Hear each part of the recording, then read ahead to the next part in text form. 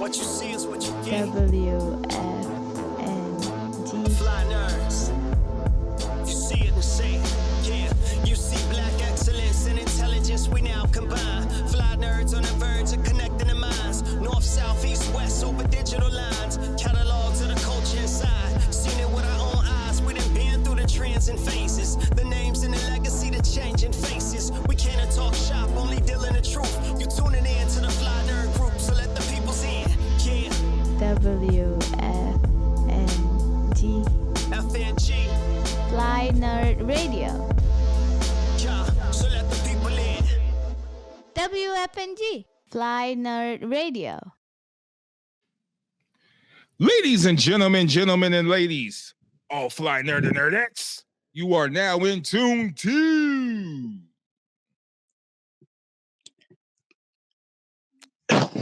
I had it and it went right the hell away again. I had it and it The went most right unstoppable podcast in the universe. the universe, multiverse. multiverse. Remember, our reach extends beyond the material plane. The That's space, right. the space-time continuum. That's right. It's WFNG-Fly Nerd Radio. That's right. We are everywhere. I operate in the world of magic. So On we all everywhere. levels. we everywhere at all times, man. We are the Fly Nerd Group. We talk about dope shit, comic books, entertainment, movies, Life. all types of culture, life. You know, we are the centerpiece of that, man. That's who we are, the Fly Nerd Group. I am Slapface Galactus. Sean Moon, the eccentric hippie shaman. And I am the golden child, atomic number 79. Hey. I want the knife. I want the knife. I want the knife. Exactly. Is that a Classic bed? That's a movies. bed. What's good, people? Don't ever remake that. Don't remake that movie ever. Tell Eddie Murphy did not remake it. Well, Tell Eddie Murphy did not remake it. All only right, how one about thing that Eddie Murphy has remade. There's only been one remake Eddie Murphy has been a part of. Okay, well, tell him not to Coming extend to it. We don't need America and are those That's not a- sequels or We, remakes? Those yeah, are we don't need. We don't. sequels. Those are sequels. We don't need Golden Child Part 2. So tell Eddie Murphy to not Okay, make a Golden yeah, Child yeah, Part don't. 2. Even though I did want a sequel to that, but I wanted it back then. I don't know about now. But, Golden yeah. Golden Child is like Big Trouble in Little China. Right. It's Those that, it's were- that in a pocket. It's perfect for what it is. It was quirky. It was a lot of mistakes in the production that are part of the charm of the films. It's a lot of bad CGI and a lot of bad special effects in certain moments, and some stuff is corny on purpose. And but it's the humor that you can't do twice. There's no comedian. Don't try to bring in no short guy and think he's gonna be funny like Eddie. Don't do it. Right. It's not gonna work. You know. Oh, so- Who's that, I know Asian? I who's that know who Asian you were lady in the talking to. I know exactly who you aimed at. I don't like. Amby. Let me was explain it. smart. I don't like Oh, the I big guy. get it too. That's smart. I don't like the big Wow. guy or his little short friend. I don't like the big guy or his little friend. I don't want either one of them anywhere near any movies because one of them was supposed to be doing the remake to Big Trouble in Little China, and if they did a remake of Golden Child, it would be that little guy. I'm not even saying Big their names. Trouble. I'm not honoring that right now. No, I'm good on that, fam. So, But yeah, all right. That's a good intro.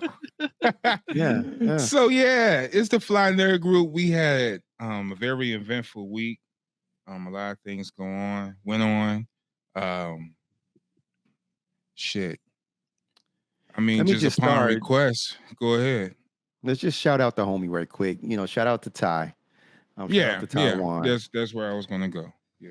Because you know, every time I build with him, it's just a joy. Mm. Like he's a spark. He's like a little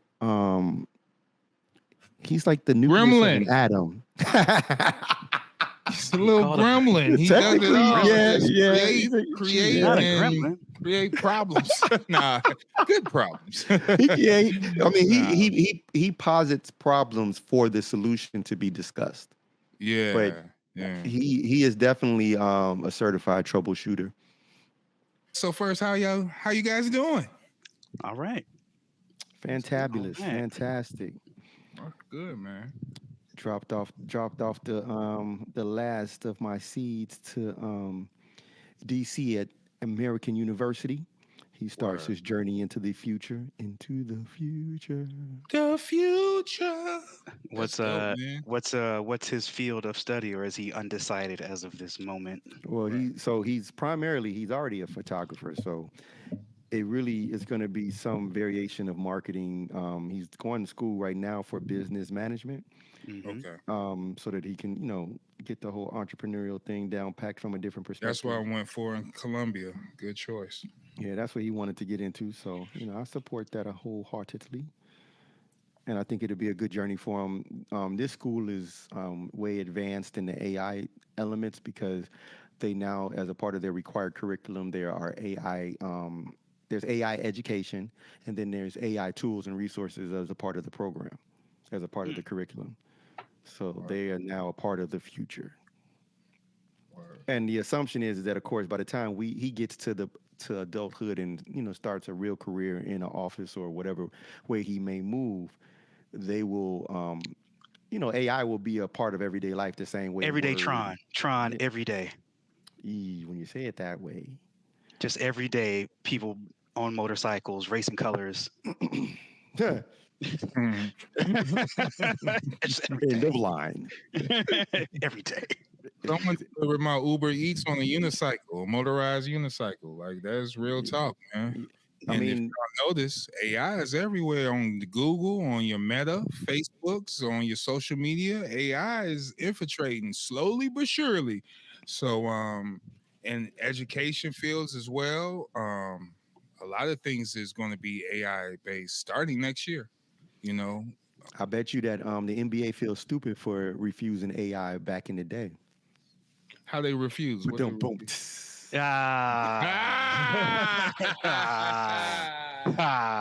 Hey, we on one today. You got to keep up. Oh, you Gotta joker, keep you joker, you. You slid that one in there. It's Hey, it's yo. odd because I know sports is not something we heavily talk about, but I saw the first two episodes of the Hard Knocks with the Bears, and it was really good. Oh, how good was it? What they talk about? I meant to watch that though. Well, because that we got the number one draft pick, Caleb Williams. We got DJ Jones, who is the highest paid Bear ever. We brought over Keenan Allen.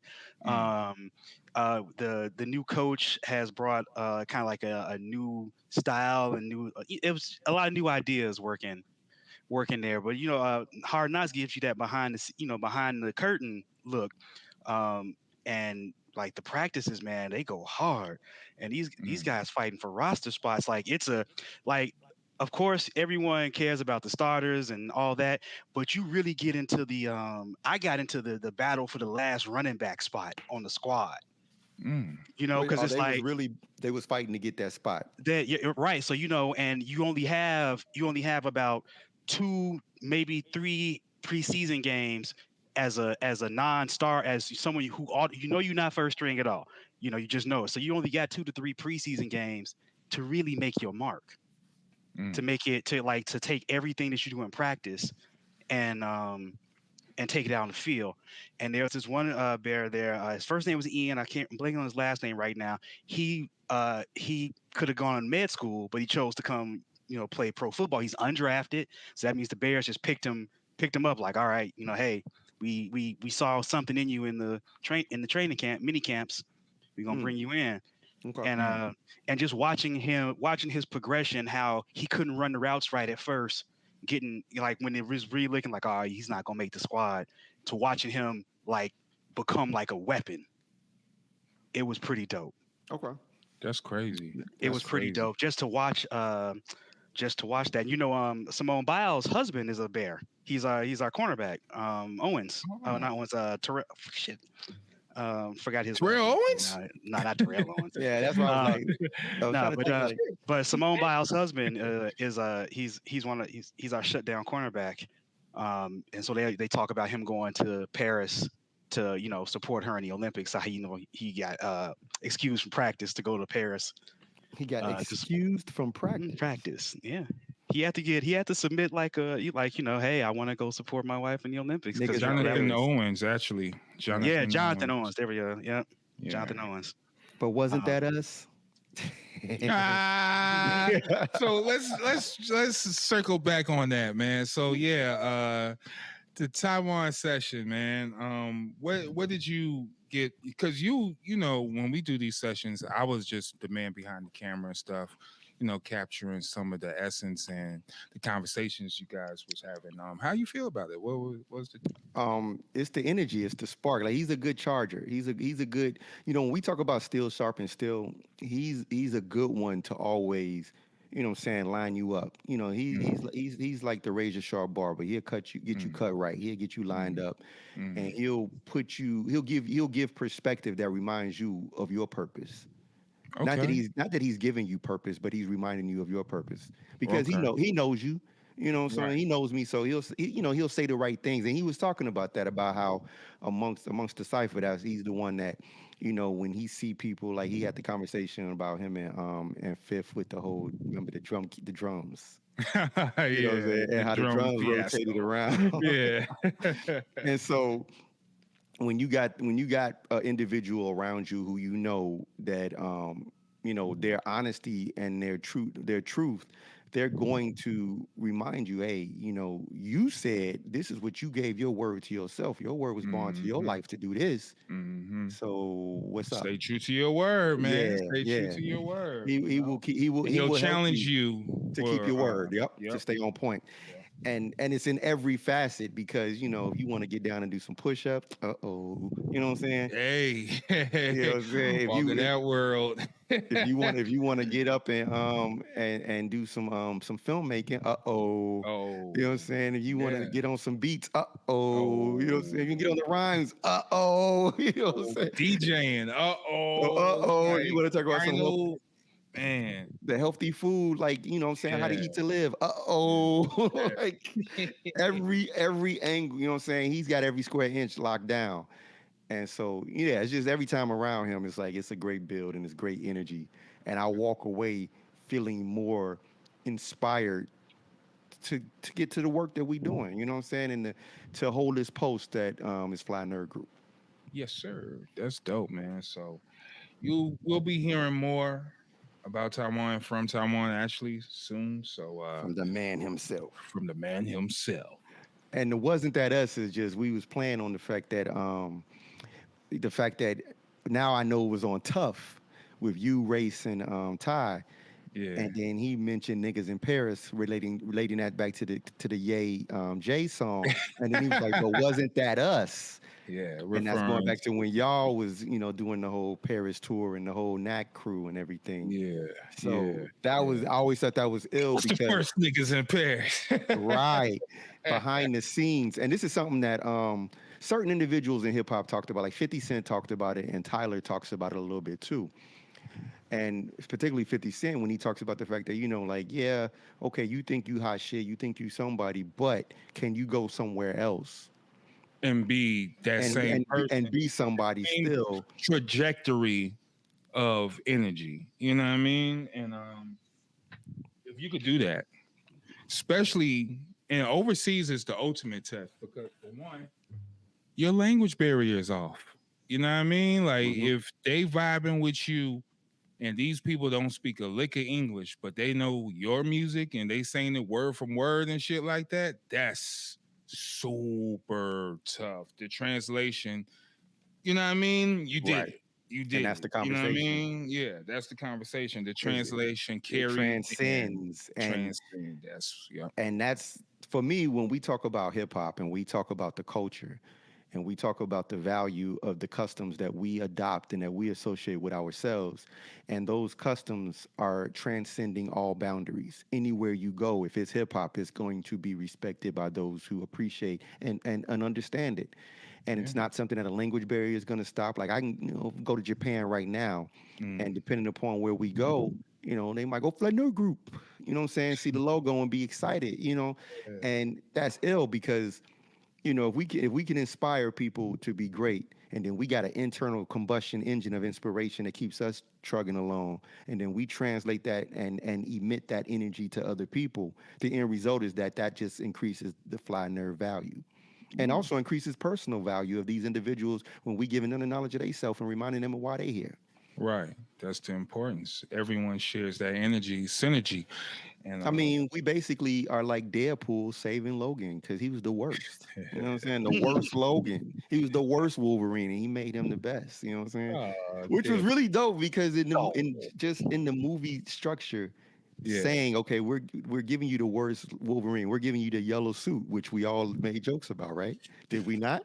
Yep. So they acknowledge that, yeah, here's the worst Wolverine. He wears the yellow suit. He's a grumpy old man. He's cantankerous. He's rude. He's disrespectful. And then they made him our favorite Wolverine on screen ever. Ooh, good job, guys. So, like the overlay of how their fourth wall breaking even translates in the things you're not thinking about is dope. You know what I'm saying? Yeah. Is really great. The Wolverine that Fox said would never translate on screen, thus the worst Wolverine. And that's interesting. The metaphor. Yeah, that's what it was. Interesting. Wow. Yeah, that was the key to the whole thing of saying he was the worst Wolverine. He was the worst yellow Wolverine. suit Wolverine acting like the actual Wolverine that we all wanted. They said was never a good idea. The worst Wolverine. Yeah, wow. that was the one that wouldn't translate on film.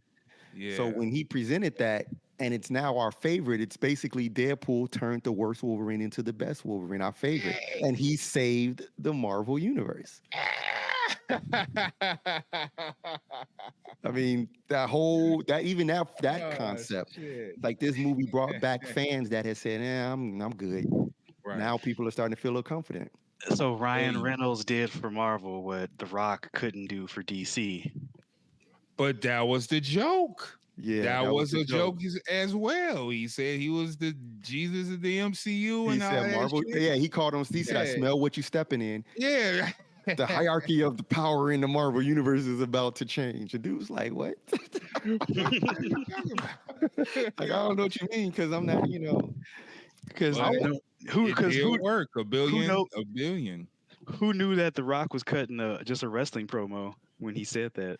Hey, that's all it was a wrestling promo, and he didn't even know it. He was just talking about the wrong universe.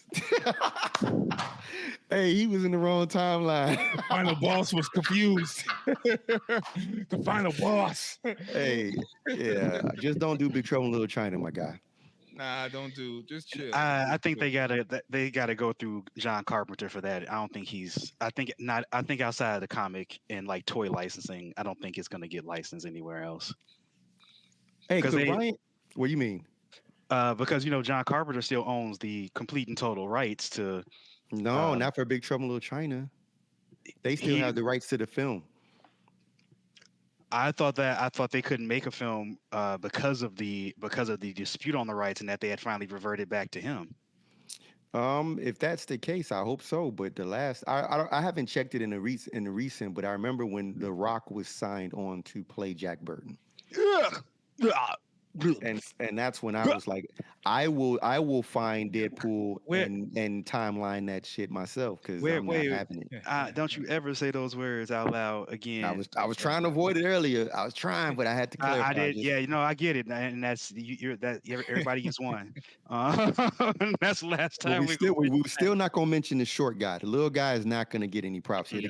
The guppy in the big pond is not getting acknowledged. Oh, you called him a guppy. So we gonna move from that. Man, actually, man, I mean, I got fresh on my head this movie I just seen, man. Oh yeah, I ain't seen it yet. I got to go see it tomorrow if I can. Yeah, dude. All I have to say for Alien Romulus is fucking good, man. This dude is exactly that.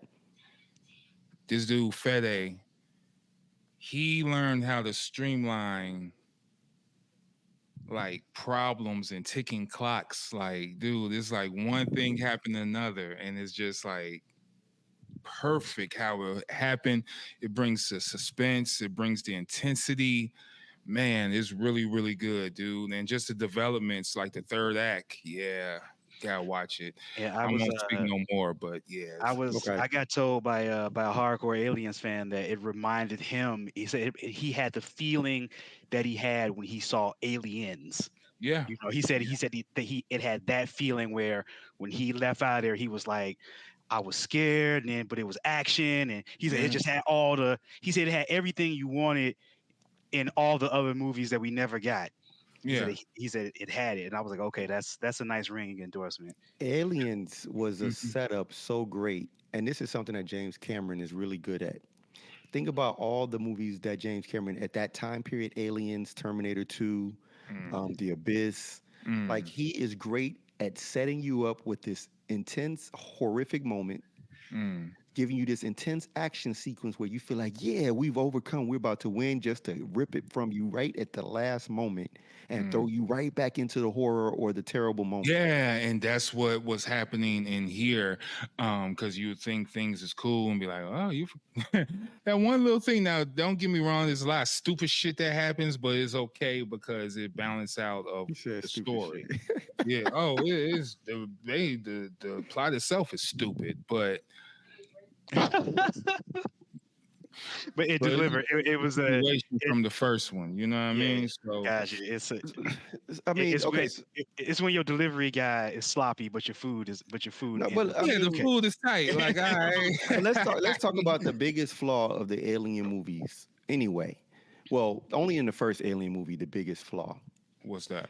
The biggest flaw of the first Alien movie, which James Cameron fixed, was how you first come in contact with the face hugger. So in the first film, the first Alien movie, I always thought that was the most irresponsible, dumbest, most diabolically stupid. You see a fucking big ass cocoon-like egg thing just sitting there, and you looking at it, you walk towards it, and it's big.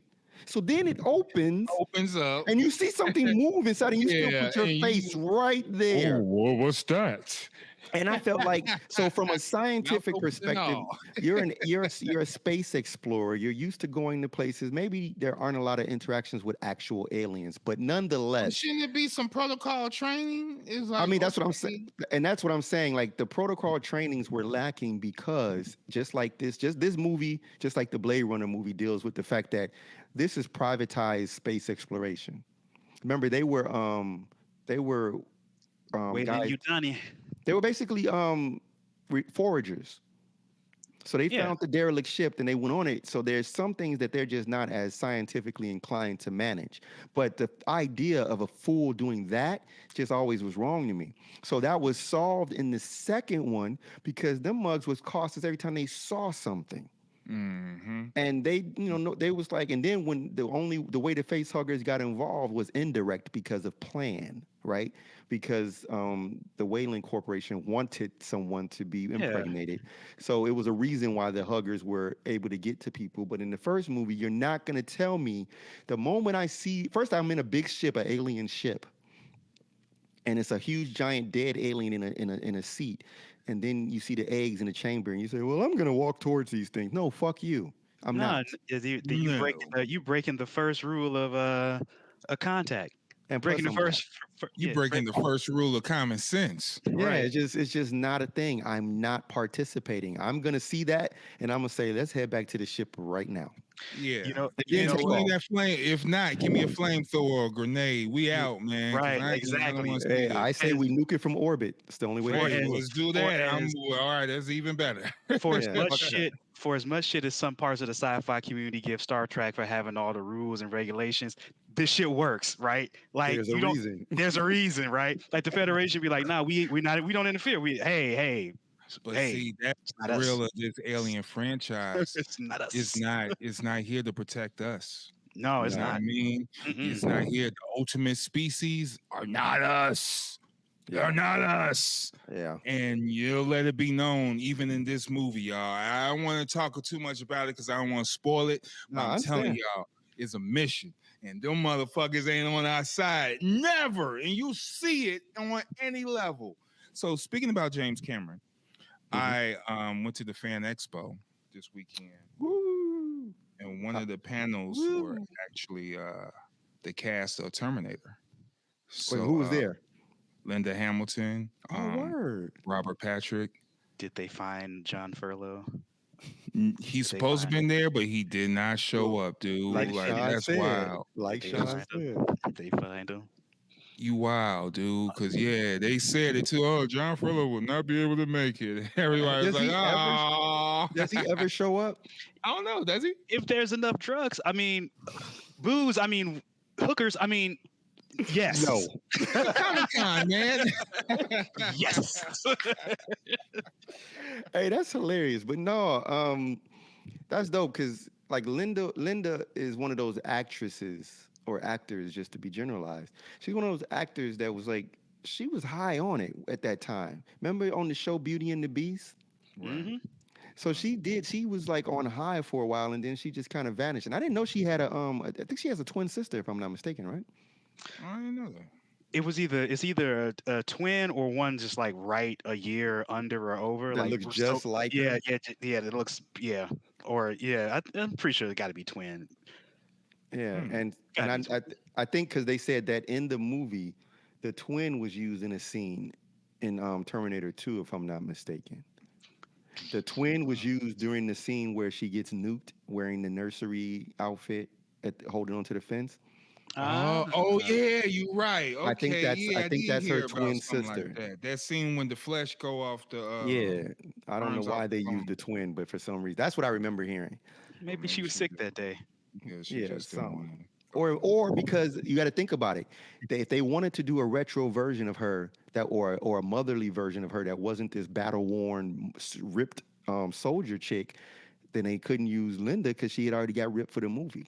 So you have to have her twin come in so you looking got normal. the soft version. Yeah, okay, that makes sense. Because they look because Linda's got so chiseled for that movie, like her jawbone, like the neck, the collarbone, the shoulder. She was in supreme shape. Yeah, she was for that. ripped. She definitely spoke on that actually, and she did get ripped for that, and they wanted her to cut her hair off, like soldier style and stuff in the thing, but she was like off camera. She was like, you know what? How about I just put it in the ponytail and we just ride out? And that was it because it still brought the femininity of her character, of her persona. You know what I mean? She was still a mother. Yeah, she was still a mother and stuff, and they just went with it. It was no questions asked. It's one, and yeah, I think kind of would have took a little bit too much out the movie. That's like 15 minutes extra. She was already terrifying. Yeah, so she didn't have to go through that. I don't think that would have been necessary for the movie either. So I kind of liked it when she just flipped the shit in the ponytail and she just skipped off. You know what I mean? Yeah. Like, that was really dope. So, she spoke on that actually. Another example of the metaphors of how filmmaking. This is me and my writer's bag right now. But in Terminator 2, Linda, her character Sarah Connor became the Terminator, and the Terminator became the human protector. And that contrast was so dope because you see it in the moment where she goes to kill the scientist. Mm-hmm. Yeah. And she walks in and it's literally the Terminator music. Emotion. And she's come. Yeah. Yep. And she caught herself after, like at the last second. But when the mother and child. Yeah. When she realized I'm doing what they were what they're doing, but I'm doing this for a purpose and a mission that was set from the future in order to save the damn world. But that was always her mission. There was never any guarantee that it would work. And that's the trick. Yeah. Terminator is what happens when time travel still doesn't go in your favor. Well, because the Terminator films used what we now understand as a part of the quantum physics and the quantum mechanics of time travel is that you're not traveling, you'll never travel in the same timeline. You will always create a new timeline. The other timeline is already existing because people already exist there. And so when she changed the past, every time they changed the past, the future changed. But it was a new timeline for their future, but the other future still existed. So there was already a future. Go back and fix that timeline. They can't. They couldn't. They can't. Yeah. That's why the Terminator kept going back to different points in time. They kept going back to different points in their past. Yeah. So, because there in the first timeline there was no reason to go back to kill John Connor, kill the mom. Once that failed, well, we can't go further back than that. We're gonna go ahead. We're gonna go a little Kill further John ahead. Connor. Kill John Connor. And then And then that they tried to failed. kill his subordinates. Yeah, so they kept trying to kill the most obvious things. And again, it was logical, go through the motion, boom, boom, boom, boom, boom.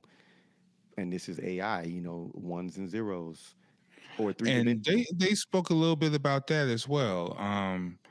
Well, mainly a little bit like Robert Patrick, he spoke about the AI and stuff. That's how he was playing AI and the influence Right. of AI now. It's like, oh man, Robert Patrick a cool dude. This look like he'll sit down and drink with you type dude. I man. can only look at Robert Patrick one way now, and that's As Peacemaker's Day. Peacemaker's daddy, man.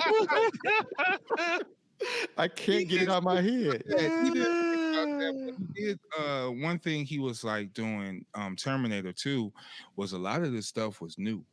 You know what I mean? So Technology, he was kind of like impatient on certain things. It's like, all right, you got to walk through this fire.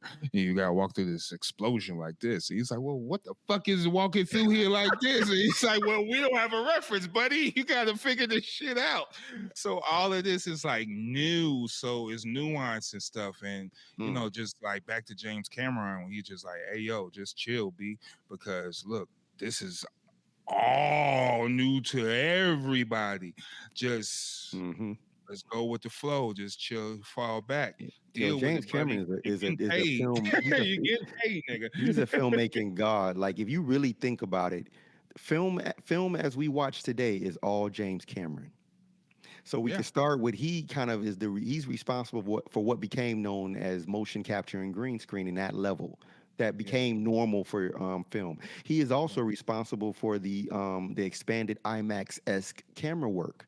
Right. He's also responsible for CGI reaching its peak, and finding new ways to do that, and then invigorating 3D. Yeah. Like Cameron is like he's definitely he's a savant of filmmaking. Renaissance man. Yeah. Of filmmaking. If you break it down like that. Not a hack anything either. No, he's legitimate. Every industry needs innovators. He is an innovator. He saw something. He's like, you know what? I can make this better. And he's just one of those innovators that, was able. He, like you said, a Renaissance man. Everything he touched in that field and beyond. He has made innovations in the world of submersible technology. Correct. Because he's obsessed with water. Because he's obsessed, because he's obsessed with waters, and he all has several clean energy patents, as I recall too. Yeah. Out here, where he has like contributed to the green movement of the world to save the earth, conservation. He is an innovator, 100%. And it's rare that you get to see that in your life. Sometimes that's a voice from the past, like, oh, this person came along. Well, we got to see that in real time. Yeah, we get to watch it happen. And one of the things about as a director and as a filmmaker, like a lot of people have a signature style. We know Michael Bay explosions. We know Zack Snyder slow motion and like, lens flares at times. And nauseating plot lines. Yeah, but James Cameron has the only signature thing that James Cameron has, which also has influenced everything, is his style of technology. He is a fan of retro futures. Like, so he'll put you way in the future and then give you bullets. Yeah. You know what I'm saying? And so I appreciate that because, like, there would be no Halo game if it wasn't for James Cameron's. I knew you was going there with that. Yeah, that was 100% James Cameron's ideas manifested into the video games technology. Man, maybe even the Flood hold that franchise and make a film out of that. I mean, if anybody should do it, James Cameron would be that guy. The problem is that Steven Spielberg got a hold of it first. So that's how it got to. Steven Spielberg was supposed to do it. Well, the Halo on Apple. Oh. And then that deal fell through. Steven Spielberg backed out, and he had built all the sets. Like he built an actual Warthog Jeep. He built the actual ship. Yeah, And see, it's really Spielberg is another one that gets like into he gets his work. in, He gets yeah. into his work. Yeah, he don't play. And I mean, literally, the ship that they use in Halo is literally the same drop ship from Aliens. Like, it's not even like he cared to pretend like it wasn't. Like, all of the stuff is exactly the same. So I appreciate that. Cameron is a badass, man. He's done so much for so long, because we're talking like the 80s to now. 80s. Yeah. And he's still making films that are like, I mean, I'm not a big fan of Pandora's stories as much, but I don't know if it's the basics of it or if it's, I know he's selling technology. He's securing. Oh, his with business. Avatar. Yeah, he's selling the technology to secure his future, like that business's future. But I want him to, and then he also did Alita, which I loved. Yeah, I like Alita too. And I remember 25 years ago, he was like, if there was one film he could do, like he said, it's a little manga known as Battle Angel Alita. And I remember at the time I had that manga, and I was like, holy shit, this would be amazing. And of course, then he said, well, I won't be able to do it till I'm satisfied with the technology. And I was like, what you mean, dude? Like, what are you talking about? Because a few years later, you went at it though. It took 25 years. Hey, he wasn't satisfied. Right. It's the difference. It's the difference. If you have a vision in your head, and if you write Yeah. sci-fi, it gotta kind of look like that. Like you ain't trying to look like the set BD movie, dude. It's like, the difference of the 1979 or 81 Doctor Strange and the Doctor Strange that we got. It's a big difference. Yeah. And technology is now at a point where the fantastic can be done and seen on screen without it looking campy or without having to settle for green painted sandals and contacts. I mean, I love the Incredible Hulk show. Don't get me wrong. I loved it. I loved it. Don't get me wrong. I did. I watched it as a child. I loved it, but it doesn't hold up like when you see now that they can actually do the transformation and have the Hulk still look like an actual real thing. So I get the tech thing. I get the technology thing. Like I 100% get it. You want the tech to match your vision. He wanted her to look like a actual a manga girl, and it looks with the big eyes. And that's what was weird. It was like he did, and it's like, I mean, and after seeing Megan, just think if now you could even go even further, because the animatronic from Megan would definitely work in a Battle Angel Alita situation. Right. Battle Angel Alita surpassed even that. I'm just saying, like in terms of like the actual animatronics that but they it's have still now. animatronics and practical work that's being done. The practical work. Yeah. Wait a minute, when was Megan animatronic? I thought that was a little girl for real. There are parts that are in some of the stunts they use the full animatronic to do things like for action sequences. Okay. It was mostly it was the girl. I don't think they pushed that to the fullest capability. That's why you. I'm just saying the look. That's why. I'm just saying the look. The look was there. Yeah. Because there were certain scenes and she was crawling in the forest and all that shit. Okay. That was animatronics right there. Yeah, it was puppetry. Because puppetry has advanced very, very far as well. And so now Romulus is puppetry. Yeah, Romulus is puppetry. You see in that movie, or you going to see in that movie? Yeah, I have seen some of the behind the scenes, like with the actual robots, actual animatronics. Yeah. Hey, did you ever see this movie called it was basically like the remake of The Invisible Man? I forgot what it was called. Where the dude was. The one where the high tech stalker. Yeah, it was called The Invisible Man because it was. I dislike that movie because they didn't really talk about the science of it though. That's because they were saving it. That was supposed to be a part of the monster universe that we are never going to see. Okay. It was just supposed to be the intro of that character. But the reason why I brought that film up was when they showed the scene where like she was being tossed around and they actually had a real guy tossing her ass around. Right. And she was getting whooped. I thought it was like some type of special effect. And then they was literally just taking her and slamming her up against the wall and throwing her across the table. And I was like, yo, she tough. Yeah, these actors really be going through it, man. They getting paid for it. I heard Halle Berry talking to Mark Wahlberg, and they was exchanging injuries. Like she had broken ribs and shit, and all types of shit.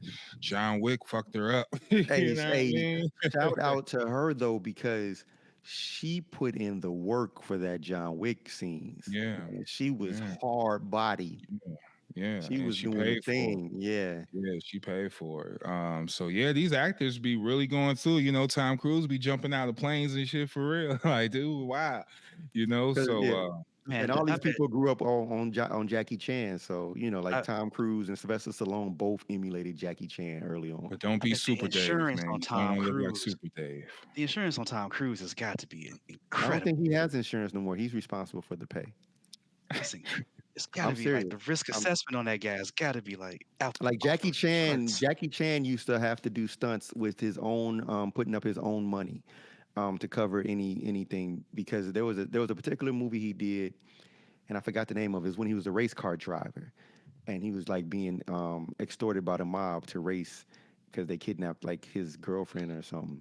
And there was a scene where he went into like a casino, and he was destroying the machines in the casino, and they refused. And he did a whole fight scene in this casino, and they refused to insure it. And because they wouldn't insure the scene, that means that all the damage he did came out of pocket. Damn. And he was destroying these, like I think the machines was like $1 million machines. Oh. But because of that integrity that he has of wanting it to be real, he said, I'm not going to cut this out because I want people to see how angry I am in this moment. So him taking this sledgehammer and bashing these machines, you know, he was like, oh, I want them to see this and I want them to feel this. Hey, gotta People pay like the cost. that. Hey, filmmaking. That's filmmaking, though. That's You know, you filmmaking. want to get that scene out, and you gotta do Authenticity. what you gotta do. Yeah, you gotta do what you Authenticity gotta in do. filmmaking. Yeah, no, Go ahead, I get some love it. sponsors and get some people pitch in. Like, fuck it, I man. Come love on. it. I love it. I mean, like Jackie wants to destroy how many machines? Ah, God, not again. All right, I want to see it. Here you go, Jack. here's the check.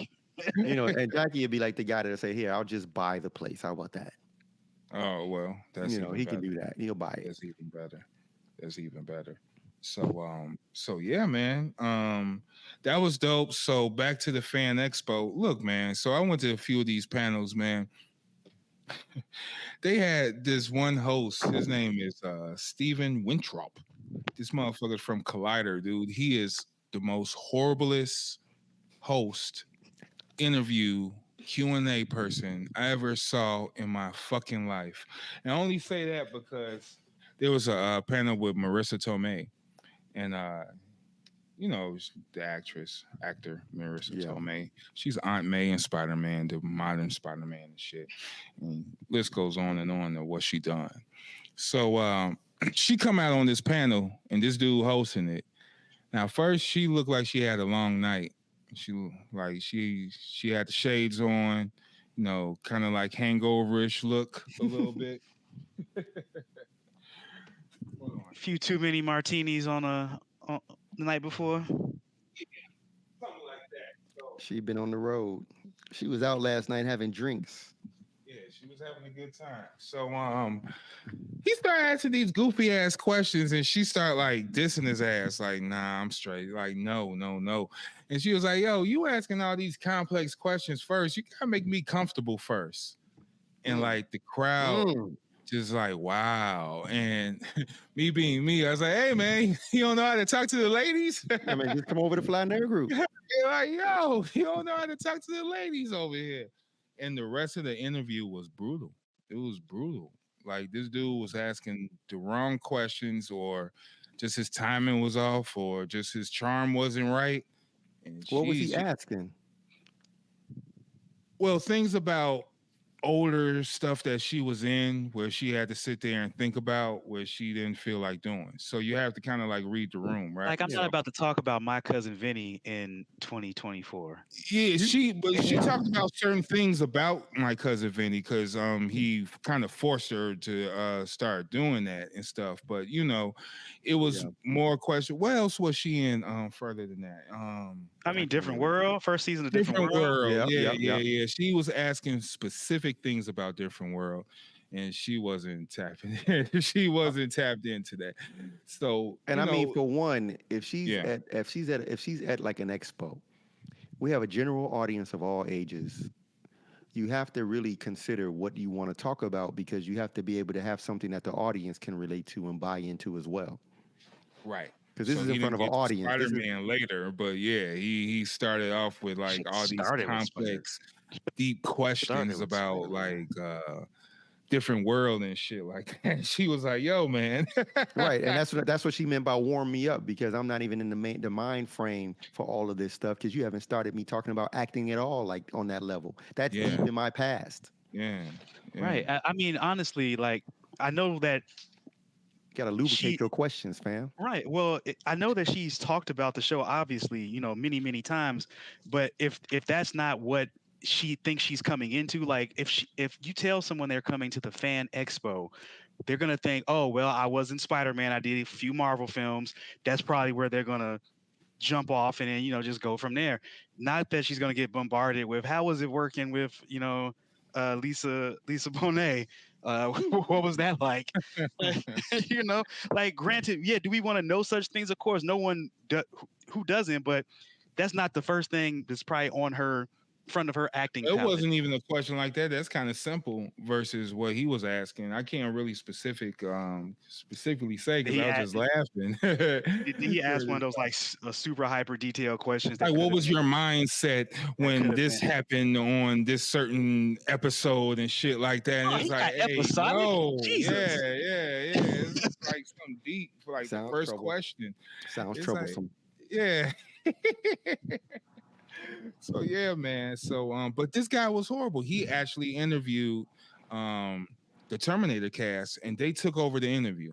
They took Good. over the interview. Like he couldn't control all those personalities, and they took over the interview and just start like kind of roasting him.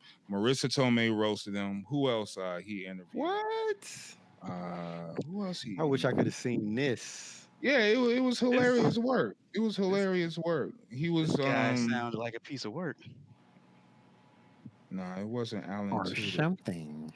But Alan Tudyk was there, and Charlie Cox as Daredevil. He was there, and Oh, that's he- dope. That's dope. Yeah, he was talking about how excited he is for the series and shit, and yeah, he excited for the villain. You know what I mean? He excited that he's back with Punisher and shit, and it was gradual call, so he didn't know off top that they was going to do the Daredevil. You know what I mean? He just got the call for the She-Hulk shit and Spider-Man. It was like, all right, you're going to be in Spider-Man, you're going to be in She-Hulk, and that's it. And then click. Right. You know what I mean? So, he did his shit, and then they gave him the call back. It's like, all right, we going to cook. We going to start cooking now. Let's do something. And they did it, and we couldn't get to too many details because the powers that be. I'm But- okay with that. Yeah, I don't want to hear that shit anyway. But nah, it's going to be rough and cut. And you know what I mean? And he's excited for the villain. Like I keep saying, he's really excited because he actually did research and knew about this character that they're using. So he was kind of like, he wanted to, if he was going to be Daredevil, he wanted to go against the foe in this particular series. off the Okay. jump. So Okay. that's little gems like that is really dope to me. So it's like, all right, I take that. Yeah, But his nah. buy-in to the character. Right. So it was really stand up. Actually, the Fan Expo was pretty busy, man. Like it was at the Rosemont. It's getting kind of popular, man. They might gonna have to move that bitch because it was definitely a lot packed of this year. people come out for the celebrities, man. It was like I said, the Terminators was there. Oh, I met Optimus Prime and Megatron. Wait. The new ones? No, I met Optimus Prime and Megatron. There's only two. Robert Welker and Yeah, and Peter Cullen. Cullen too. Yeah, it's Ah, only two. I'm thinking about I the, know. I'm thinking about the new one that's coming out, whatever that one is. Nah, those not. Those like GoBots and shit. Yeah, I'm straight. Oh my up. goodness. No. Oh, that's Let's not dope. play these games. Nah, man, they was doing a sign in, and me just being media, I just walked in that bitch. It was like, what's up? But it was cool. They was meeting and greeting cats, signing autographs, and actual leaving voicemails. And this one dude, he met with Megatron, and he got inducted. He became a Decepticon by Megatron. Like, oh shit! How? Yeah, you could pay for a voicemail. So Oh, that's dope. he asked him what he wanted to do. He said, I want to be a Decepticon. Like he let Prime do whatever, but he said, I want to be a Decepticon. Nice. And Megatron inducted him as a Decepticon. I was like, if that ain't official, that's official work right there. I Yeah, wanna be because a you got the Decepticon, voicemail. nigga. Yeah, dude, you get the voicemail like, I'm really a Decepticon for real. Now that's the new hustle right there. It's Do a that hustle every for year. everyone. That's why I was observing, man. All these celebrities do come out. They be getting that chop. They be getting the chop. Hey, Fan Expo used to be. Is that used to be Ace Con or was that Wizard World? Probably Wizard World. It was it at one point, I believe the people who had Wizard World were involved in the arranging of Fan Expo in terms of like the overall company, but someone else took it over a while Yeah, but I mean ago. that filled in that slot, right? Yeah, it kind of filled in that slot. Okay. But Wizard World is supposed to be coming I back or heard. still in existence. Yeah. Yeah, So, I mean the hardest part about that is that well, it's just going to when be called something else though. But when you have all of essentially, these conventions all within the Chicagoland area, and that for one thing that kind of reduces, like if they all would combine to one large con versus, because you splitting the pie, you splitting the resources, and it's cool, you have 3 of them a year or whatever, three of them a year, but I guess they're all supposed to be focused on something different as well. Like this was I probably tell you geared right more now, towards TV and film. Reed Pop is not going to merge with nobody. Yeah, Reed Pop and shit. Reed Pop ain't merging with nobody. That's why you got to do something like a Fan Expo when you have all these celebrity-based things for these signatures and stuff, because that's gonna be your bread and butter, really. So this is more about fans of actors and voices. Giancarlo Yeah. Esposito was there. Who See, else I was up did. there? I did one of these early on when I still had the shop, because that's where I met Green Arrow. I met so Stephen Amell. I met. He was just Arrow. He eventually was Green Arrow, but at that point I met him. No, he was Green Arrow. But by the time I met him, he was actually Green Arrow. Okay. But yeah. But I met Brianna of Tarth from Game of Thrones. Hey, how tall was she for real? Man, she is tall for real. That's not a joke. She's like 6'8". Ooh, She's like where 6'7". you see her at? I think Years ago, back in the early days of Fan Expo, when I still had the shop, I had set up a booth there, and I had met Stephen Amell, met her. I met Maggie, Sarah Cohen, or I think that's her name, the actor's name from Walking Dead, plays Maggie. Okay. Oh yeah, I know what you're talking about. I met Maggie. I met Glenn the season before he got his brains bashed in. He's from Chicago. Yeah. He was in a Best Buy commercial that was shot in like the Best Buy over on Elston. That's hilarious. Oh, really? Yep. I worked there before. Funny, but anyway. So yeah, I think Fan Expo so far seems to have stayed true to its roots of trying to cater to fans and make it a little more multimedia, but still like in that geek nerd. I mean, since area. you say that, they had tons of D&D games going on. They had a lot of tons of D&D situations going on. Actually the panels was pretty good. They got the Cuber School portfolio reviews. How you can make it in DC Comics and stuff like that. They had a few decent things going on. That's what I'm saying. It's getting it's growing a little bit. And yes, Repop is the main thing, right? So it's going to have the C2E2 in Chicago. That's the main one. So that's the competition right there. Everyone's going to go to that one. But it was you gotta do something different. You got the Saved by the Bell cast was there. Yeah, like I said, William Shatner. You had AC Transformers. Yeah. Wait a minute, William Shatner pulled up? Yep. Okay, that's what's up. It's always fun wherever he goes because he will give you what you're not expecting. That's what he's good at. Like Slim Shady. Rosario Dawson was here. Some of the cast of Ahsoka was here. Nice. Okay. Who else? How many? It was 2 days, right? Optimus Prime and Megatron Panel was. It was 3 days. I only went Saturday. Okay. But it was popping. It was popping. A lot of shit, man. A lot of shit came up on a couple figures as well. Might as well announce that, man. I finally came up on it. Oh, once a man came up on it. Oh, you got Once it. a man. Yeah, I found this boy. I was like, sold. There you go. There you I go. was once a man. Yeah. Now you man, got to get you a roadblock. Snake in the grass. Yep, I gotta get a roadblock. I gotta get many more, but it's cool. And I got this astonishing Wolverine. Nice. Astonishing X-Men Wolverine. Yeah, it's Hugh. When does Nemesis Enforcer drop? What's the was that this year or next year? That's drop. That's drop. Oh no, Nemesis Enforcer. I'm thinking about Serpentor. Nemesis. Nemesis Enforcer. But he's a part of this series, so he'll be. Yeah, that's what I thought. He's like, but that's a future drop. Okay. Yeah. But yeah, this come dope because it come with the snake. It come with the snake head scope. Did they make a Globulus yet, guys? A what? That's coming too. Globulus.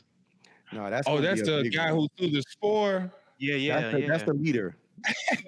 Never Galapagos. That's a nasty name. It is. Galapagos is going to be serious because remember, Galapagos is a serpent body, and then he has that pod that he gets in. All right. It's like Serpentor. Yeah. It's like the same thing. He's a big mutant snake. Did you know that's why Serpentor had a chariot? Why? I just thought Serpentor was crazy because of all, he wasn't cooked long enough. No, the secret ingredients, that Pythona had put into to make it work. Because remember, it kept failing. Yeah. Pythona put in Globulus's DNA. Ah, man, Serpentor, you got one hell of a background. Yeah, that's why he was. That was the whole leadership element that made him so prone to lead, and also the demand for a chariot. Yeah, they need to get into that for G.I. Joe, man. I don't want to see too much of the other Cobra shit. I mean, I want to see deep into the Cobra lie, and then we'll get into the Cobra. That's a one-time thing, man. That's a terrifying world to get into. And once it happens, that means we're about to be extinct.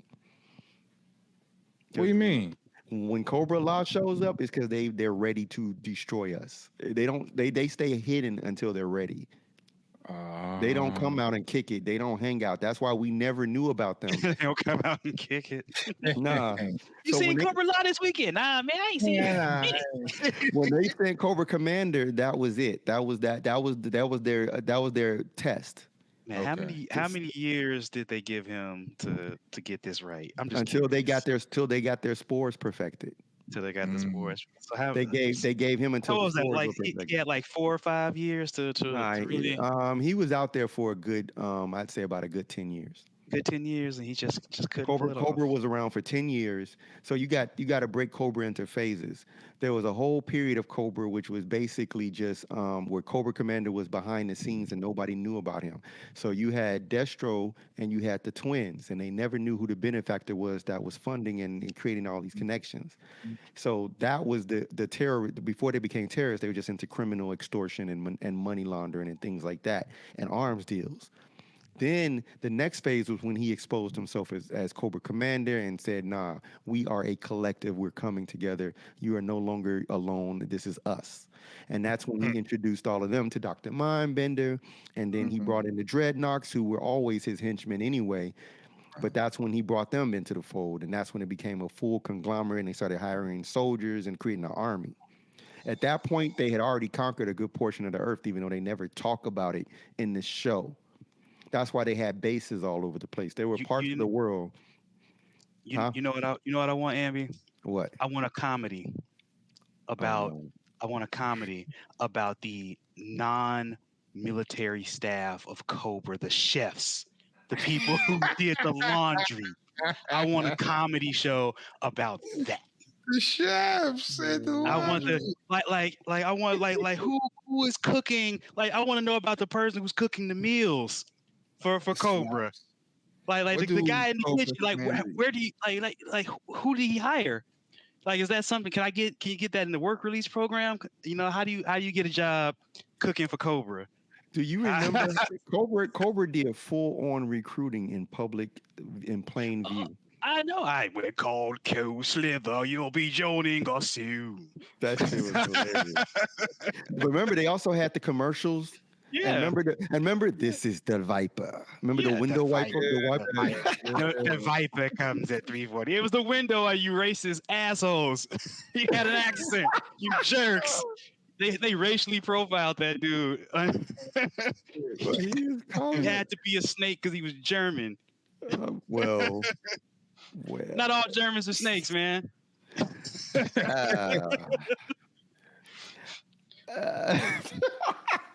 They rolled up on. I didn't say on that. They rolled up on an immigrant, fam. They just call it what it is. They rolled up on an immigrant. Hey, remember he pulled up and they was like they was already with all their tanks and shit. Right, they had He tanks. came walking up.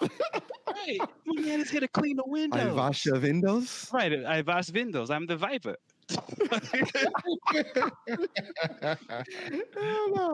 That was dumb, man. That was a good show. I love that show. I went back and started watching it again, and like I couldn't decide because as much as I love G.I. Joe the movie, I think I still like I love Pyramid of Darkness because that's where you first realize how badass Storm Shadow is. I mean, how badass Snake Eyes is. Excuse me. And Snake Eyes is a b-boy. He was breaking. He was doing, he was doing the whole windmills. And he was doing all that amazing, crazy shit. Him and Shipwreck was kicking it together. Right. And they were boys. Him and Shipwreck was homies. And that's where Alpine and Bazooka met Quick Kick. Okay.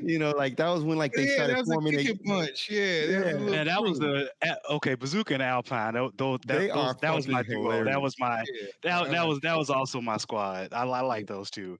Yeah. I like those two. I gotta remember. I gotta get all these. Get the crews together because it was the crews. Certain teams, if they were together, you knew that they was gonna win. Yeah. Certain teams that were together, you wasn't sure. Like for example, Alpine had this interesting gift to, like, he would always figure some shit out, like not like in a technological way, but he would always like backdoor a win because he would just do some weird shit. And he was like he was fearless. And then Bazooka was so clumsy and he would always do shit accidental right though.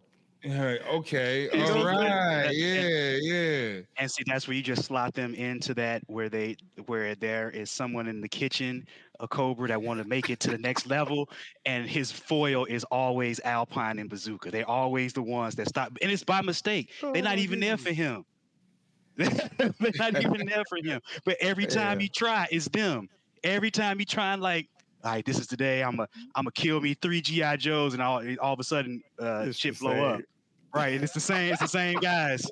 It's always Alpine and Bazooka. He hate them, and they don't even know he exists. You see how he's... Hey, so Josh Blaylock from Devil's Due Comics. Mm-hmm. He has a comic out right now, which is called the I forgot what it's called, but it's literally his play on G.I. Joe versus Cobra. It's his own story of that. Well, I mean, Devil's Due had the G.I. Joe license many moons ago. So he was definitely a proven G.I. Joe fan and fanatic. So for him to create something in that vein, not surprising. Yeah, I'm looking forward to reading it. I mean, even if you look at the artwork, it looks like the same characters. He just named them something different. It's like he said, fuck it. I'm telling you, G.I. Greg. Hey, let's go. Let's go. Yeah. What's up? But yeah, I'm looking forward to Fan Expo when we have our table set up. So I think we definitely need to start making our rounds, but we got some things in the works. And for all of y'all out there listening, expect to see, hear more about product, merch, medias and mediums of different types that will be out there in the world for you guys to explore, purchase, experience, vibe to. Collectors. You have a lot of things to play with that are under the Fly Nerd brand. Yeah, tons of stuff. Having the website revamped as well. So, a lot of traffic is going to be going on throughout there. So stay tuned, flynerdgroup.com. If you haven't subscribed and shared or followed us on any social media platform or podcast platform, YouTube, whatever, you should do so. Yes. And also, school's about to start back up. We have our focused literacy for the youth, our Fly program, our Fly curriculum, where we engage the kids with art. Well, basically with science, technology, engineering, arts, and mathematics. We go with that STEAM program. So we talk about creativity. We talk about the importance of reading, and the opportunities that exist in the world of creativity, in terms of careers, because that's something that is not discussed often, and people don't realize when your child is into something creative, they're loving Marvel movies, they're loving comic books, they're playing with action figures. There's careers that adults live off of and make good money in all of those realms. So if you see your child having an interest in those spaces, Nurture it. yeah, nurture it, and feel free to reach out to us. We can talk about what your child can do in that space, based on their talents and what their interests are. Like if Because these could create games, man.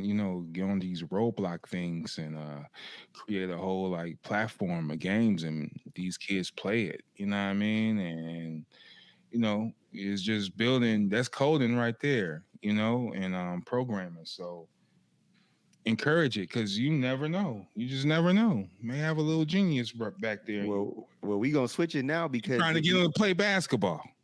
Yeah, that's the problem. Let them play basketball. That's an option, but that's not the only option. Like academic scholarships are a thing, and the truth is, academic scholarships give them more opportunity than sports scholarships. Mm-hmm. Yep. Academic scholarships are abundant because no matter they what, stay in school. Well, that, and think about it. We know to play on sports. So many people get into college, and so many people get into the NBA. The number dwindles for each stage that you get to. Where with academics, each stage, the more, especially if you're in the right field, there's one field that will never go anywhere. That field is the arts. The arts will be here forever because Rome needs its Colosseum. Rome needs its games. Yeah. So they will always encourage and support creativity, but creativity has a business behind it. It has executives who do work. There are actual professionals who do administration. There's IT and everything. Yeah. There's IT and everything. But at the end of the day, we want to promote reading for entertainment as well as education, and we want you to support your kids discovering things that are weird. Don't deter it because you don't understand it. Let them discover themselves and let them be who they want to be. Let them be the original people that you want them to be. Because that 1 in a billion sperm that made it is not here for you to control their destiny or their fate. Get them. Get them. Get them. So yeah, another PSA. So speaking about reading, Sean. Yes. Dun, dun, dun. I came across DC Absolute Power. Mm-hmm. And I thought it was absolutely boring. Yeah, it was a yawn. Yeah, because I told you it's not sustainable. How is that sustainable? How do you sustain that? That was my complaint. That was my complaint from the start. Like, she wilding out, and like, while it's interesting to see like how she's executing her plan, it's completely unsustainable. Like, what are you going to do when Darkseid comes a knocking? Like, what are you going to do? Like you gonna talk tough to him? Are you gonna threaten to put a bomb in his brain? That's not gonna. What you doing here? So DC has a bad habit sometimes of using events like this to lead to a more experimental change, which is what they're doing. Because out of this, we're gonna get absolute Batman, absolute Superman. So at some point, she's gonna do something to somehow fracture the multiverse. So I'm really trying to see how that's gonna happen. Because it doesn't seem like that would even be, a DC thing. characters look like they just too.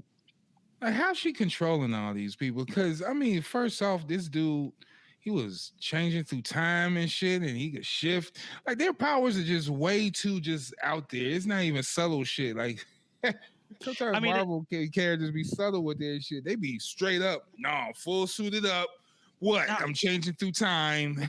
Yeah, well, you the know, Flash running around like it's wild. Yeah, DC characters have names sometimes that tell you exactly what they do. Doctor Light, yeah, I know Yeah. exactly what you're on right now, like 100%. The Time Trapper, like, oh, you probably Yeah, trap people okay. in time. Like, I get you. Even Kite Man. I mean, Well, Kite Man, he, I'm not sure. What does Kite Man do? he flies a Like, kite. hey, Flies, what you think he do? he flies a kite. Man, for Christ's Oh my sake. goodness. So, but yeah, I'm interested in absolute power just because it's like I feel like it's a car wreck I can't look away from, because all of this is going to have to like have a backlash that is huge, because once again it's unsustainable. I mean, I get it. You got a Brainiac working on your team right now. Mistake number one, you fucked with You have a Superman's kid. Brainiac. Mistake number one, you fucked with Superman's kid. So you know Clark is going to find a way to get his kid back. Like you Hmm. know this. Like you know this. So it's like, and it and failsafe shouldn't even the Batman robot. See, and here's where you also go wrong. You Oh choose yeah. So that- she did. Yeah, she it- had that online, right? yeah, she got the Batman robot failsafe on her side. That's gonna blow up in her face, because failsafe is Bruce times 1,000 with no emotions. Right. Mm-mm. So how long do you think you can really control something like that? Like how Can't long control a before Batman. right? How long before failsafe decides that he should just run the show? Like that, because that's probably it's gonna come down to that in Brainiac. Right. And But then it's she's like, gonna need them to stop them, and then Mhm. she's gonna yeah, help. yeah, she is working with the very factors that she can't really control. Like she thinks this iron will and threats is that is gonna just really go far. I mean, it's gone far for right now, but it's gonna all come crashing back down. Yeah, man. And it's just kind of like, why did you even do this? It's every time something like this happens in the DC universe, Forever Evil was great. Like, oh, all the villains took over. How is it sustainable? Now every who's running the world now? Like you all won. Great. You banished the superheroes to another dimension or killed some of them, whatever it was. And so, but once again, as always, the bat is running free. So as long as Batman is free, it's gonna get fixed. Because that's DC's thing. Lean on the bat. God damn. He was free and forever evil. He's run around. He was the guy that got Black Adam and everyone together. Bizarro. He's the one that made his little villain Justice League to fight back. Sounds about right. And so he's running around right now. He's in contact with Oracle still. So it's like we know he's going to figure it out. And you never want to give Superman is like Michael Jordan. So now you never want to give him like a real reason to want to get at you. Like not like you don't want him to like if you just whoop him up one time, he may be like, yeah, I took that loss. I'm gonna fly around, do some other shit, save a few kittens, I'm good. But now you've given him a reason to like really want to like come at you. Right. And so that means he's going to do things that are out of character that you don't normally expect, which is also good for Superman. So I'm be happy for that. But she played too big. She played it way too big. You chasing down Aquaman, like you going to Atlantis, kicking over tables in Atlantis. How can you hold power like this? You're not going to be able to do it. Yeah, I'll wait for the next attempt, because I don't think that DC had a proper answer or anything that was comparable to the Blood Hunt series in terms of interest. And that's like, what was their big? Did they have anything for 2024 thus far? What did they have in 2023 that was The good? absolute thing. This is supposed to Absolute, be yeah, this- the absolute universe. This is supposed to be Yeah, the this is thing for. This is the big one. I mean, Yeah. But what is the there actual was a- event? Because this is not the event. Like they're just talking. They're just building up another origin, basically another start over, so to speak. Yeah, there's a one shot coming at the end of this that is gonna. If The that's not DC good, All In. DC All In is the actual like. Yeah, that's It's it. the Yeah, DC All In. Yep. DC All In is the big explosion one shot. I mean, they had other things throughout the year, like Superman versus the new incarnation of Brainiac, Batman, and Failsafe. Flat Flash was depowered or had the Speed Force was unstable again. yawn. Something like that. DC hasn't had too much going on. They haven't had a Justice League in almost 2 years now, which the Titans took center stage with that, and so that's kind of where that is. And that's really about it. They haven't had anything that would be comparable to like the X-Men with Orcus and when the Avengers and the Impossible City, like nothing like that was really over there. I liked the John Stewart Green Lantern book. That's a good read. That's a good one. That's a good one. But which one is it? Green Lantern War Journal or Green Lantern it's either War Journal or Green Lantern Journal. It's he's got like a weird infection thing going on, slowly creeping up inside of him. It's been really interesting. A weird infection. Yeah. What was his dealings? And his whereabouts? He's he got the ring. He was dealing with the remnants of the Dark Stars now, and that's a DC deep cut because the Dark Stars were like a bootleg Green Lantern Corps, which he was a member of at one point. And they all got wiped out. I forgot who did it. Maybe it was Mongol. But they mostly got wiped out. Him and Donna Troy were both Dark Stars at one point. Real short-lived concept. Okay. But you superheroes, watch out for these infections, man, because it's contagious. It's going around. Wear your capes. Wear your capes. The only time I would say wear your capes. Wear your capes. But yeah, I mean, you into that? Wear your capes, fam. Wear your capes, fam. You got to protect yourself. Yeah, I don't think DC is once again holding on to its grip of number 2 publisher by perilous threads, because Image always threatens, but they just never punch it. Image doesn't have to worry about it because Image has all these these independent great stories. They will always have something, and that's most important. Like if you have something I want to read, and I know that I can always find something, like Boom Studios, I will always find something I want to read. It doesn't have to be a part of a larger ensemble or something. And that's where DC is failing, is that there aren't enough things that I want to read. Like, I don't care about your characters right now. And that's why I was saying, it's like you got so many characters and stuff. Why don't you, like, normalize them a little bit, man? It seems like it's I don't know. Either commit to the weird and let the weird books be weird, and don't worry if they tie into the overarching thing. Like what was great before Doom Patrol became like a Vertigo book is that was a weird book that existed in the DC universe proper. It was always doing their own thing, and they was just doing their own thing. But it seemed like they focus on the Batman. You see a lot of Joker books now. Yeah. You see less Justice League. You see a few Superman in the variants. But it's a slew full of Batman. There's a version of Batman. It's like, oh my goodness, so many Batman books already, and now you're going to do the absolute Batman. Jeez, I'm absolutely over it. I'm absolutely over it. I mean, I'm overall I've been over collectively the DC approach of their characters. I've been over it for years. Their characters are too unrelatable. Yeah, and they're too high horse, too idealistic, too this, too much. It's just like break your characters, bring them down to earth, humanize them a bit, put them in some normal situations, and let's give some proper threats. But you got these overpowered guys.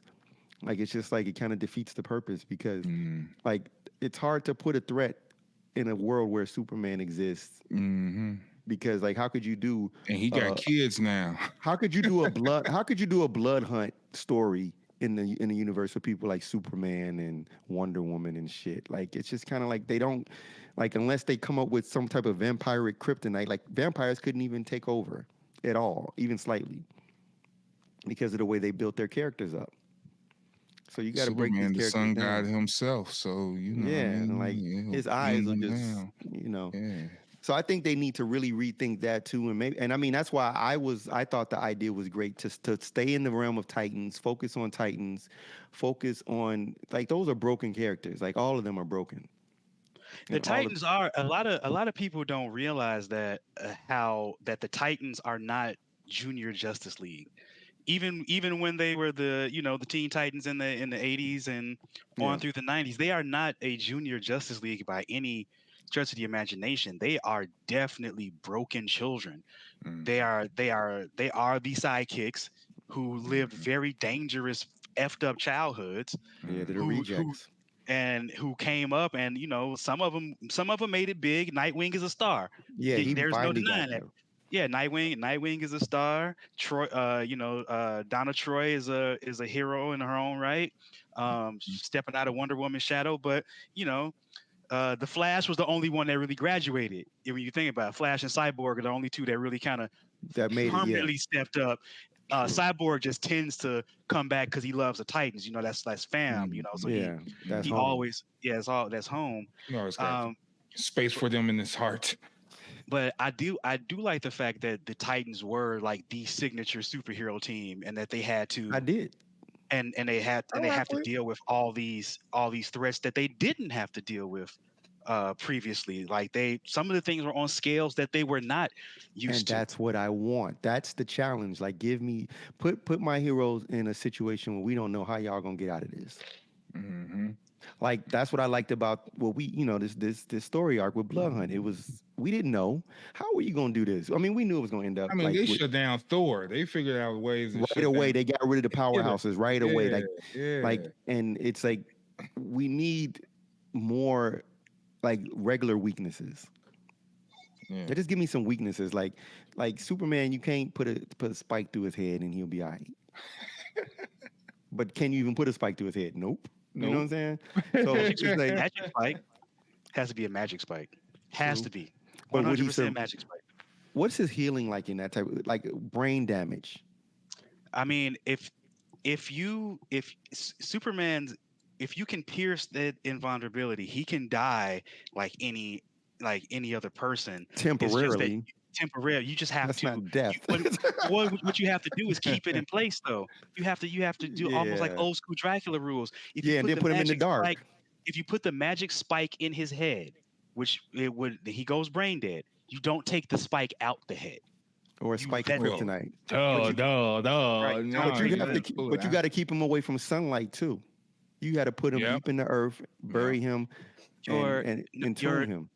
Actually, your biggest worry is the AI program known as the Eradicator, who will come online once the last Kryptonian dies, and he will go find that body to make sure it's preserved. That's your issue. Oh That's your man, so problem. You know what I'm saying? That's your problem. can't do shit. See what I'm saying? It's like they Got too made many protocols and he can't die. Damn. That's what I'm saying. Like so, Nah. you have You to gotta banish him to another dimension. So that's what I'm saying. So what they would like again back to like if the opportunity came, the first thing that I would do is I would remove Superman from the equation. And I would maybe make it some type of threat big enough that he and a few others of certain level, him, Martian Manhunter, certain people got to bounce. They got to go out in space and do some shit. While they gone, that's when the shit hits the fan on Earth. And the people who are left to deal with it are not equipped to handle the size threat. Like if Lobo pull up after Superman disappear, y'all fucked. Yeah. You know what I'm saying? Y'all got to really deal with some shit now. Yeah. Are you getting rid of? Are you taking Diana away too though? Yeah, that's what I'm saying. You're Yeah, gonna take you away gotta all the take her out. Because if you don't move Diana off the planet, because Wonder Woman is a different creature than Sue. She kills She's monsters. invulnerable for real. That's what I'm saying. Like But she kills monsters though. That's her. Like they're all of Win, them. though. All of She them don't gotta win. go. All of them gotta go. And then I would have Lobos pull up and turn the world into like a WWE match, intergalactic WWE competition. And he would have motherfuckers fighting each other for championships. And then like, he so gonna what's your solve for the Lantern Corps? Because it's something like that, the entire Corps would show up. That's my problem with DC. That's what I'm saying. There's always a solution. Because yeah. And then what if you got to take in? You got to look at the. I'm looking at the entire DC picture. So I got the solution. So here's the solution. Check it out. So the threat is so huge that the Lantern Corps from that quadrant, Superman, and all the powerhouses have all been summoned to deal with this universal threat, and that leaves the Earth vulnerable. And someone comes in and exploits that opportunity. That's all we need. How you know who's left? Who? Batman. Zatanna. Well, no, Zatanna, Swamp Thing, who is now the entire master of the green. Oh my goodness! See, they're too powerful. I'm like, don't forget, if you tiptoe the wrong way, the Spectre will come get you. yeah, man. See, that's what I'm saying. It's just never. Luthor is not gonna just stand by and let the Earth be taken over, because DC's villains also defend the planet. No, I'm cool with that. I'm cool with that. That's what I'm saying. But like, so then you would still have Luthor, Black Adam, Black Manta. Who are the same level threats? Right. Right.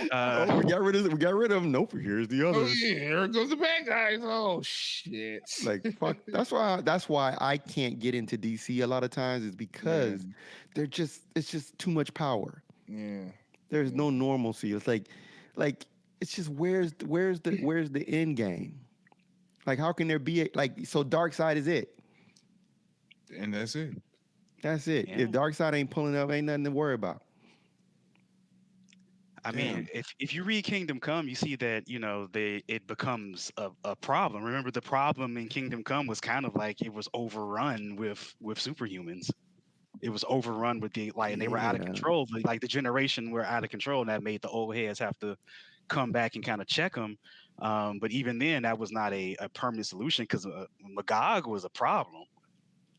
He was a huge problem. Yeah, see, okay. Yeah. On that note, DC, y'all gotta water y'all shit down, man. Bring it down, man. It's too much. Man. Or create some new, just personable heroes, man. I mean, regular keep shit. Classics.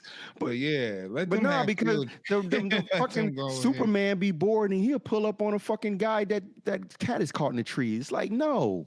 Like, let me do this, man. The firefighters need jobs, Superman. That's what they're supposed to do. You interrupting their job.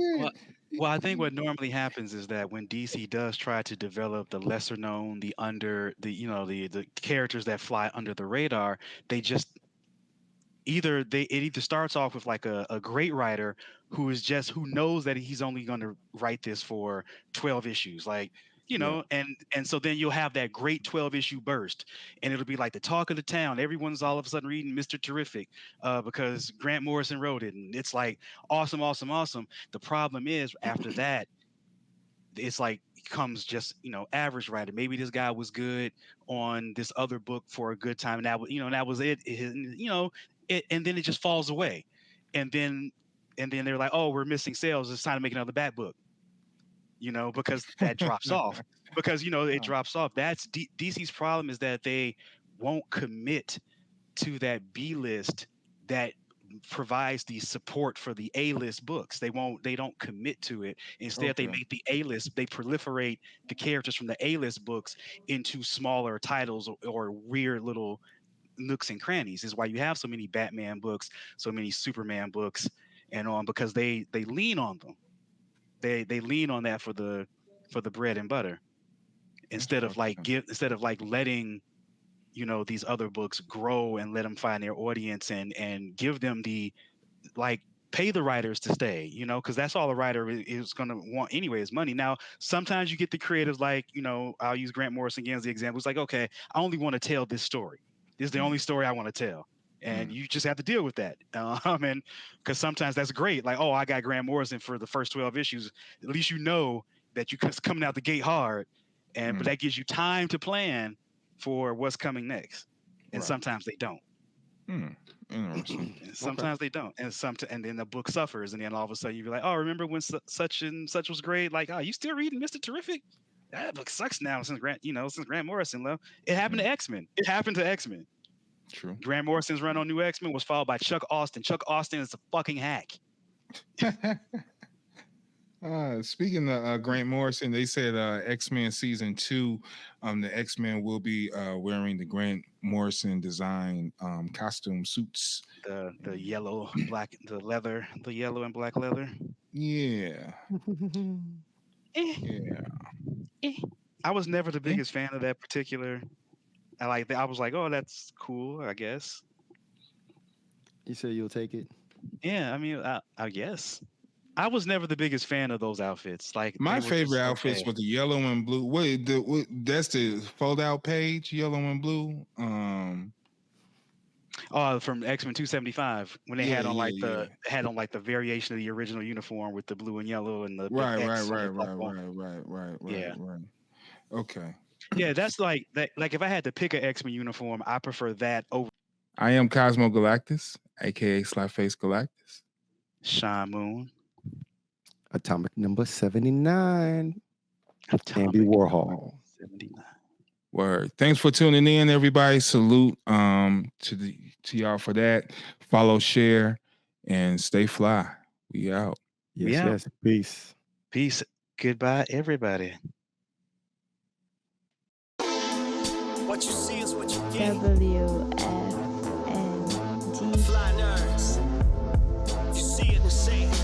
Yeah, you see black excellence and intelligence we now combine. Fly nerds on the verge of connecting the minds. North, south, east, west over digital lines. Catalogs of the culture inside. Seen it with our own eyes. We done been through the trends and phases. The names and the legacy, the changing faces. We can't talk shop, only dealing the truth. You tuning in to the Fly Nerd group, so let the people's in.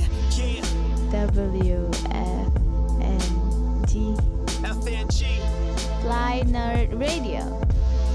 Yeah, so let the people in. WFNG. Fly Nerd Radio.